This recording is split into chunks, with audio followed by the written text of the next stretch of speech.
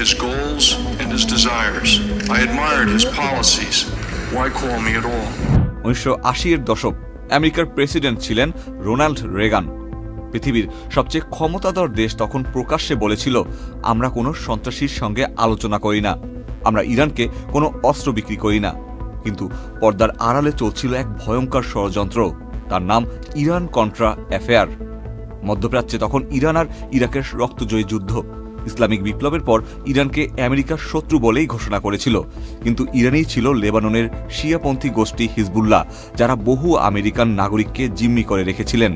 একই সময় লাতিন আমেরিকার ছোট্ট দেশ নিকারাগুয়াতে ক্ষমতায় ছিল বামপন্থী স্যান্ডিনিস্তা সরকার। রেগান প্রশাসন এই সরকারকে পছন্দ করত না, তাদের উৎখাত করতে চেয়েছিল। তখনই আমেরিকার কিছু শীর্ষ কর্মকর্তা এক অদ্ভুত পরিকল্পনা করে বসলেন। তারা ঠিক করল ইরানকে গোপনে অস্ত্র বিক্রি করবে, এর বিনিময়ে ইরান হিজবুল্লাহর প্রভাবে থাকা জিম্মিদের মুক্ত করবে।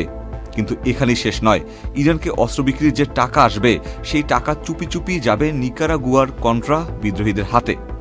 বান্ডেল থাকলে প্রতি সেনমানিতে টাকা বাঁচবে। বিকাশ সেনমানি বান্ডেল কিনে জিতুন প্রতি লেনদেনে।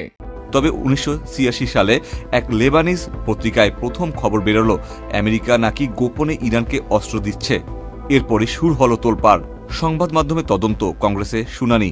ধীরে ধীরে বেরিয়ে এলো আসল সত্য। প্রেসিডেন্ট রেগান বললেন, আমি সব জানতাম না। এদিকে হোয়াইট হাউসের শীর্ষ কর্মকর্তা লেফটেন্যান্ট অলিভার নর্থ স্বীকার করে তার সব দায় এবং একই সাথে অভিযোগ করে প্রেসিডেন্ট রেগানকেও। যদিও প্রেসিডেন্ট রেগানের বিরুদ্ধে পরবর্তীতে আর কোনো অভিযোগ প্রমাণিত হয়নি, তবে অনেক কর্মকর্তার বিরুদ্ধে মামলা হলো, কেউ কেউ দোষী সাব্যস্ত হলো, কেউ পেল সাজা। এই ঘটনার পর মানুষ প্রশ্ন তুলেছিল, একটা গণতান্ত্রিক দেশের সরকার কিভাবে নিজের আইন নিজেরাই ভাঙে।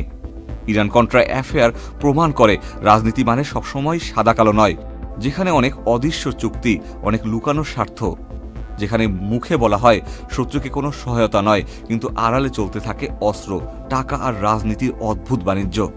এটাই ছিল ইতিহাসের অন্যতম আলোচিত ষড়যন্ত্রের গল্প।